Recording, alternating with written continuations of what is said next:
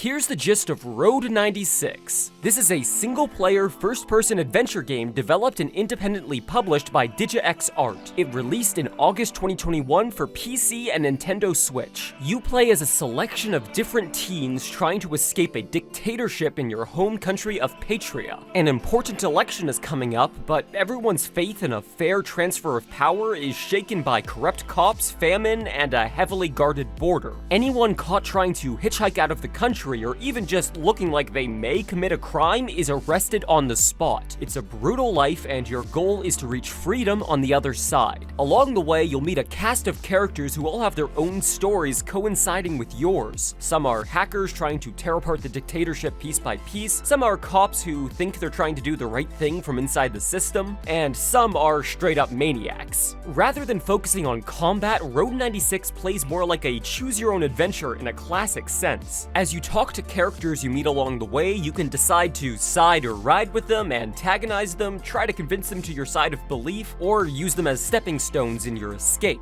The game has 3 main routes of conversation, which all divide off into a plethora of different storylines, plot beats, and endings depending on your decisions. You can try to convince people the best way forward is to vote your dictator out of office, encourage them to rise up and take direct action against their suppressors, or to simply leave Patria before it explodes and live a better life on the other side. It's not just dialogue. You can vandalize campaign posters, call any phone numbers you see to make donations to causes as you see fit, and steal from the rich to give to the poor. The main goal at the end of the day, though, is still to escape. How you choose to do it and what decisions you make along the way are up to you. The game goes out of its way to discourage you from, actively siding with the fascists. You can technically do it, narking on people who are trying to escape the country in exchange for cash, but at the end of the day, you're always better off actively working against the dictatorship who sees people as nothing more than workers. You simply get to choose what flavor of protest you think is most effective.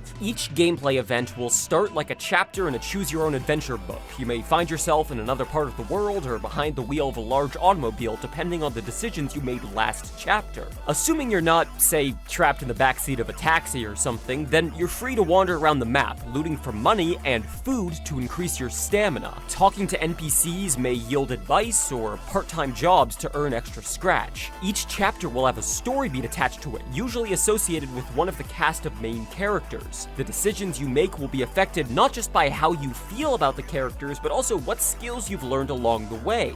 Road 96 is very nearly roguelite in that sense, in that you gain skills like hacking or lockpicking, which you maintain in future escape attempts, allowing for different decisions down the line. In each level, you can usually find hidden goodies around the map beyond just food, like ATM cards to steal some bonus cash, or the elusive cassette tapes which can be played in any cassette deck or radio you find in-game. The soundtrack, by the way, is an excellent collaboration of different genres of 80s and 90s inspired jams from several artists. Highly recommended. Back to the gameplay. At the end of every chapter, you decide how you'll proceed down the road closer to the border. You can find car keys to steal a ride out, scrounge up enough coins for a bus or a taxi, hitchhike, or if you have the stamina for it, simply walk the streets. Your stamina, by the way, doesn't deplete in real time or anything like that. Rather, every decision you make about transportation, or sometimes things which take a lot of physical effort, will drain stamina from you in pre-labeled sections. Sleeping, eating, and drinking restores it, though sometimes you're left with few options beyond rotten food. The most intense moments of Road 96's gameplay will require some on-the-spot decision-making from you, but for the most part, the game is paced in a way where I feel anyone could play without worrying about having split-second reflexes. There are some car chases and shooter segments, but they control simply and are very generous in their health and fail states. On that note, in terms of accessibility, Road 96 is obviously a very dialogue-driven game, and choices are made by physically looking at dialogue boxes in games, so it's much appreciated that the title has in-depth customization for the size and appearance of the full subtitling, even if what's written isn't always one-to-one accurate with what's being said. I wouldn't exactly call Road 96 a first-person shooter, more so an exploration and story game told through a first-person perspective. It's accessible in that it's not about your reaction time, but rather your decisions, puzzle-solving skills, and intuition, and sometimes a bit of luck, though the game does graciously show you the exact exact percent chance of a luck-based decision succeeding or failing. If you can make it all the way to the border without getting arrested, shot, or stranded, you're now left with the difficult task of crossing. There's a lot of different ways to go about it, depending on your cash on hand, skills, and stamina, though I'll leave those for you to find out on your own. Regardless, once your character's adventure ends, the game will progress forward in time a few days, inching closer to the upcoming election. Then you'll get to choose a new character to set off with, still with the same skills you've already acquired, and continue trying to escape in a world affected by the decisions your previous attempts had made. This keeps going with fully voice-acted story beats exploring the lives of these characters and proc-genning chapters to fit into the narrative you're creating until you reach the dreaded day of the vote.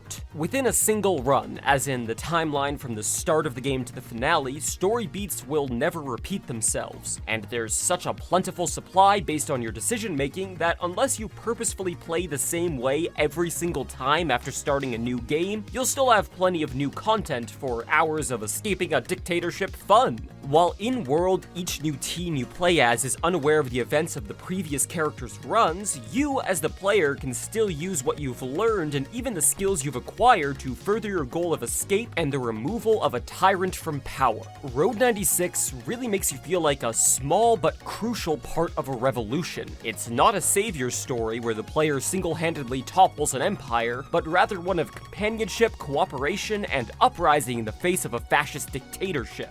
You may die, you may be silenced or arrested, but your actions can inspire others and convince the public that change really is possible when you fight for it. Some people are too defeated or corrupt to be swayed, but taking action against your oppressors can make a difference in big enough numbers. Far and away, Road 96 is one of the most captivating stories I've seen a game tell to date, paired with the fragmented and varying narratives tying to a conclusion. And at the end of your run, once you're out of time before election day arrives, you can start over again with the new knowledge, skills, or wanting to make change in a different way. Maybe you can convince people to overrun the border, tearing down the walls that trap them. Maybe you can get so many people to vote to truly bypass an otherwise impossible win. And maybe, just maybe, you can rise up and destroy the fascists who stand in your way. On a technical level, Road 96 is a little bumpy, and unfortunately as a gameplay feature locked behind a tech partnership with Omen PCs. But having reviewed so many indie titles and made friends with some of their developers, I'm firmly in the camp of it's a miracle any game gets released. Sometimes sacrifices have to be made to get your story told. And in my experience, none of my slightly glitched cutscenes or clumsy controls got in the way of experiencing the excellently told story. It's one of the most unique styles of game I've played in a while, and worth every penny and more at just shy of $20. If you like hands-on, story-driven games like Outer Wilds, or titles with a lot of decision-making that can change the narrative like Fallout or some Telltale entries, Road 96 is a trip worth remembering. Thank you very much to DigiX for the review key, and thank